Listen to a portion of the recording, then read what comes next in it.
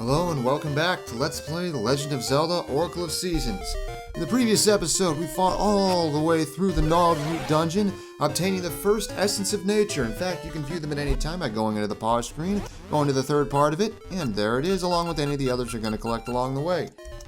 So, I gotta say, I realize I made a few mistakes with some of the stuff I said in regards to the early development of the Oracle games. Last episode bit off a little more than I could chew, but you know, it's a learning experience. I'm still figuring things out as I go along. I promise things will continue to improve, and I will clear things up and tell the truth the best to my ability as we go along here. Okay, so do me a favor, take what I said about that stuff back in the last episode with a grain of salt. I will clear things up as we go on. Okay, let's head onward. And what do we have here? Here's another, I'm not sure if you can call it a mechanic or a minigame or whatever of this game. See that witch? We want to run into her. And wait, there we go. Okay. Ow, ow! Watch where you're going! You just hit Maple, the Great Witch Syrup's apprentice. Thanks to you, all the stuff fell out of my bag. The Great Witch will be mad. I can't find any Lon eggs, and now this. I just take the stuff you dropped too. Finders keepers. Listen, every time you run into Maple, your stuff and her stuff is going to get scattered everywhere, and it's basically a free-for-all. And this time, as you can see, we got more stuff than she did. Of course, we also lost some member seeds out of that. So, Maple will show up roughly every 30 enemies you defeat. She will show up only in specific screens, although there are quite a few of them, so you'll never go too long without running into her. And so, every time you run into her, it's a chance to kind of steal some stuff from her, more or less. But that is important because, there is occasionally some very valuable things that she can drop that you can snag, including some very, very important stuff that, well, not exactly, it's not crucial, but it's very, very helpful. And, rumor has it that the more erratically she flies, the more likely she'll have that rare stuff. Just a rumor, though. Take it with a grain of salt. Just like my exposition, apparently. But anyway, we have the Ember Seeds now. We can start fires, just little small ones, but it's enough to burn these smaller trees. And in fact, these trees can occasionally have things under them. They can also drop things, too. But more importantly, down here, in addition to some Ember Seeds, this old man, what does he have to say? Shh, don't tell. And he gives us 100 rupees. That's, yeah.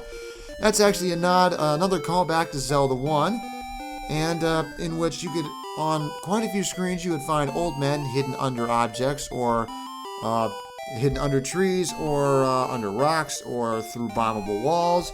Occasionally they'd give you advice, occasionally they'd have money for you, but definitely not 100 rupees, though. More often than not, usually just 10 or 30.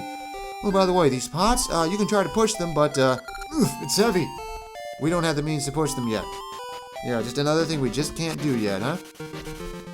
And so, heading onward, we want to find other places, other trees we can burn down, other places we can head onward. I'd imagine you can think of a few of them already. But on the way, there's a couple things we can do. This Gasha seed has already sprouted and bared a nut. I'm not sure if that's correct English or not, but what's inside the nut? It's a ring! That is actually the most common thing you'll find inside a Gasha nut. The ring you'll get from these trees will be more or less random within a certain tier range. I'll elaborate on that once we get to Vasu's. And now we want to see if we can get a specific season in her own village here. Not this one. Give me winter. Spring again? Okay, we want winter here. No. Okay, sometimes you gotta play musical seasons here. No, fall again. What is going on with the RNG here? Come on, winter. There we go. What does he have to say? So, an odd girl in strange garb carrying a ribbon. She was east of town, I think. And so the NPCs do say different things as you reach different points in the game. That will be important as we head onward. In case you couldn't tell, that may or may not be where we need to go. Do you know of the Owl Stones? What are they?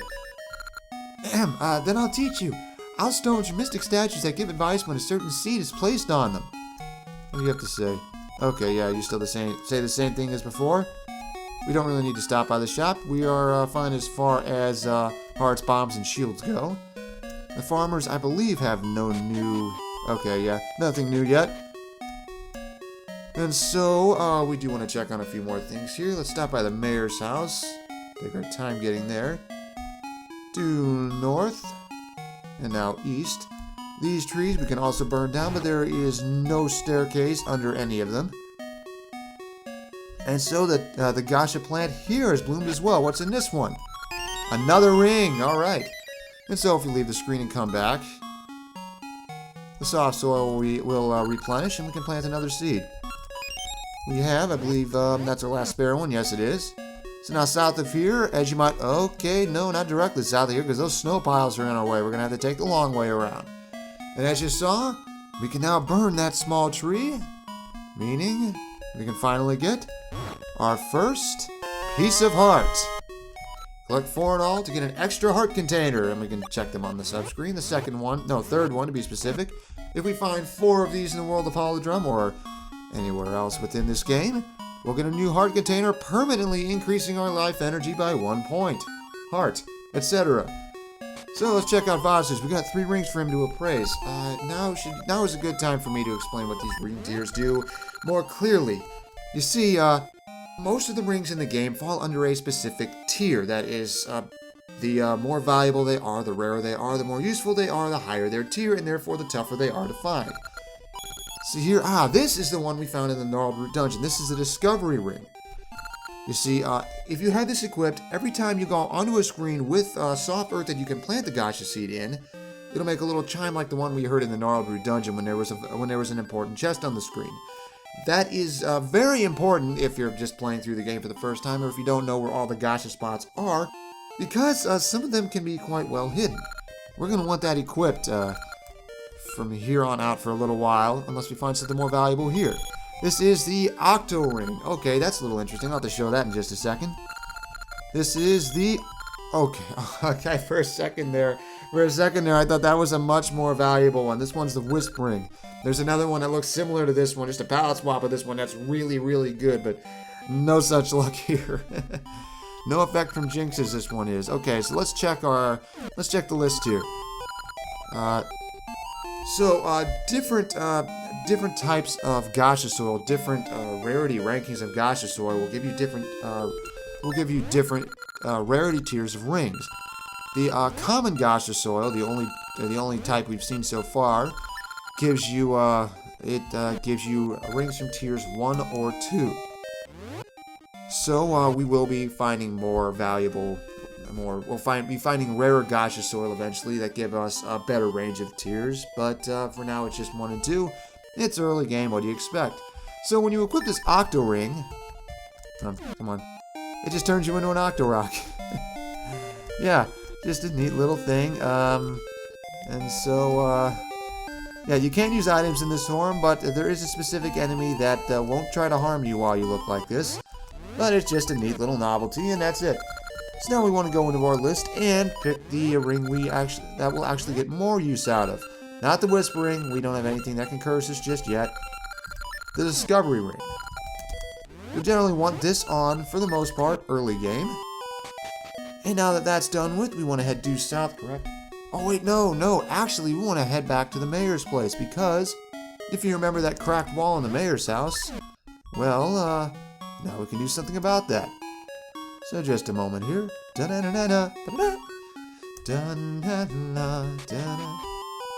And so now we head off here. And fire in the hole! And through here is just a gacha seat sitting out in the open. I hope this wasn't the mayor's secret stash. Don't worry, buddy, I'll put it to good use. And so now we want to head due south because there's a specific reason. Well, one of a couple specific reasons that I wanted to enter this village in the winter. You see, this tree was all along an ember tree. And now that we have a seed satchel, we can actually carry them. Every one of these little seed pickups will give us, wow, 6. I thought it was 5. Or 4. Or something. Either way, we can replenish our ember seeds this way. Every time you leave and come back, or I believe it might be some other factor. It might be time. Well, regardless, every now and then you'll be able to come back here and replenish your seeds. However, each different type of mystical tree only bears seeds in one specific season. The ember seeds only bear fruit in winter. Keep that in mind. And now we want to head over here. Another set of trees. And wouldn't you know it, there's another staircase here. And another old man. And he's got another secret to everybody. Another 100 rupees. They just dole them out like candy in this game if you know where to look. Don't worry, we will have use for them. So through here, you remember Dr. Left was looking for someone to light his room for him, right? Well, now we can. Splendid! I can finally focus. Here, take this Kukodex. I'm not entirely sure what kind of prize this is. We got a book about Kukos, okay. Oh, and every time we talk to Dr. Left afterwards, my books tell me of a branch of Deku scrubs that engage in trade. They're called business scrubs. Or again, my books tell me a fellow named Ricky can jump small holes in cliffs in just a single bound. Yes, he gives out information every time we talk to him. He's a scholar. It's kind of his thing. Although he is actually a nod to the Dr. Wright from the original Super Nintendo version of SimCity. They just kind of find ways to sneak him in, even though the city is gone, well, I'm sure you've heard about it nowadays. And out here, meanwhile, in his backyard, I guess, this lake is frozen since it's winter. Hello, ice physics. But now we can cross this little pond and get 20 rupees from this chest because it's winter.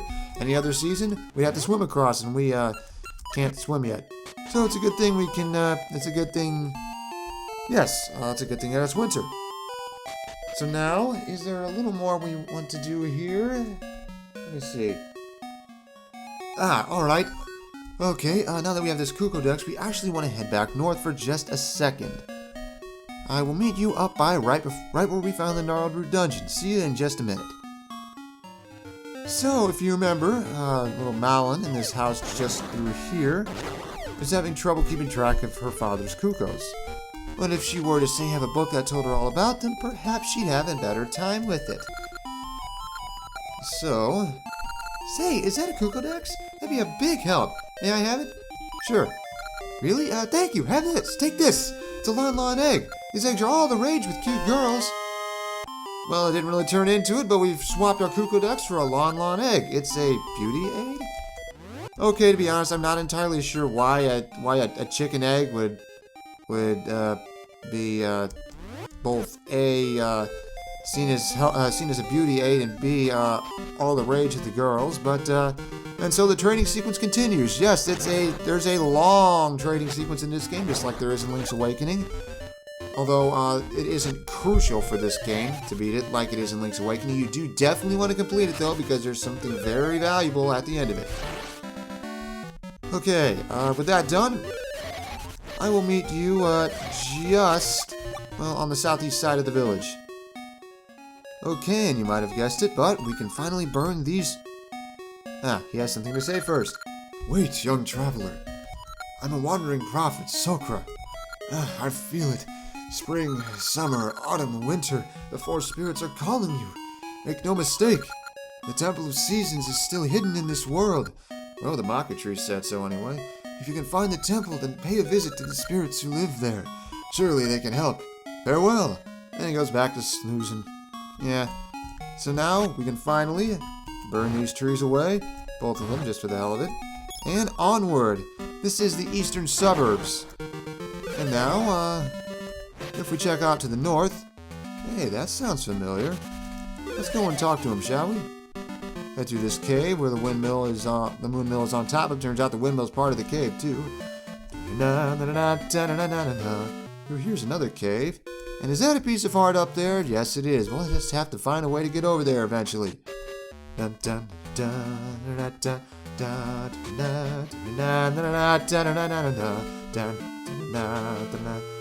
he is. If I could just oil it, it would go around more quickly. Well, we'll just have to find an item for that. So many things we still can't do yet, but you know we're going to be able to do them eventually. You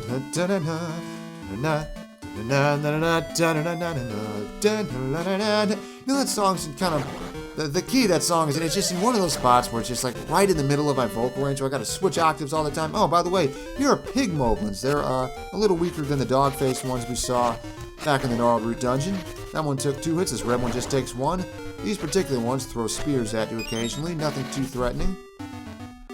Well, that's rather unfortunate. We can't get up to that upper cave to reach that heart piece as long as there's nothing plugging that gap. We'll just have to come back. Wait, what's this? It's horrible. A temple, like, fell into Subrosia. What's a temple? Subrosia's a secret place. I must return in secret without being seen. Well, that must be the lady with the ribbon the kid in the village saw. But first, we want to check out a couple more things. What's over here? A moblin and a couple pea hats. These flying flower plant things cannot be harmed until they land.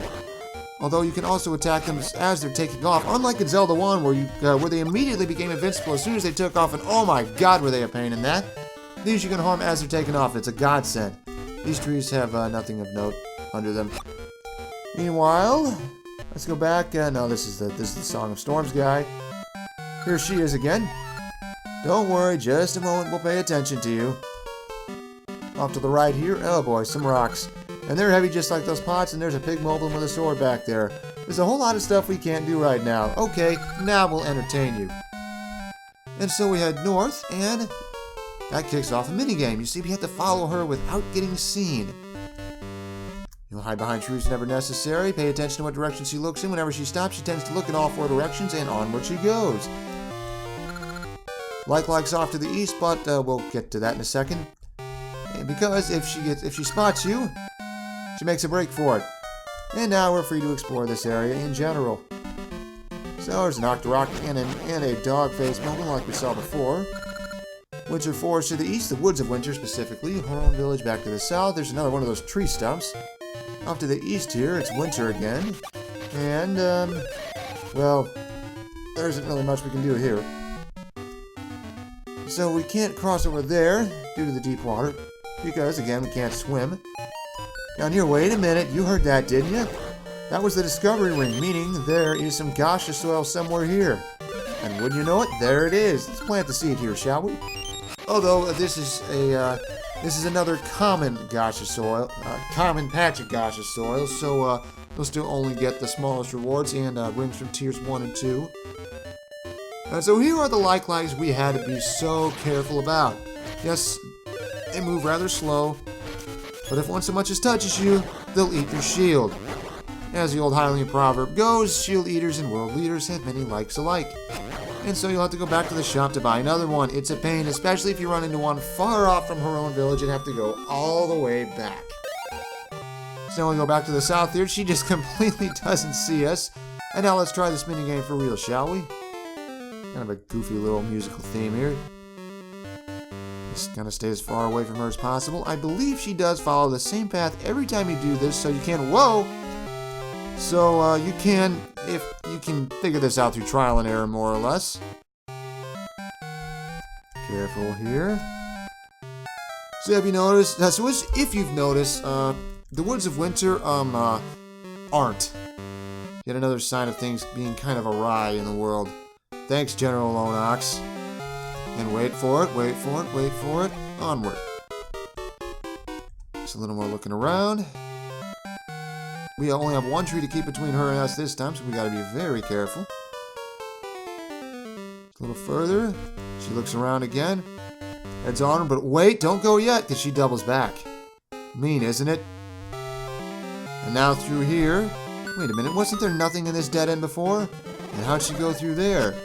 Well, if we uncover this area now, what's this portal doing here? Huh. So, you actually technically could go this far as soon as you got the seed statue before you picked up the first essence of nature, but until you get that essence of nature, the girl won't show up and this portal won't appear subsequently until you've done all that. Yeah, no sequence breaking for you. So, this portal is mighty unusual and, well, it certainly can't lead anywhere conventional. I really need to work on my exposition still. Anyway. So, next time on Let's Play The Legend of Zelda Oracle of Seasons, we'll be seeing just what's on the other side.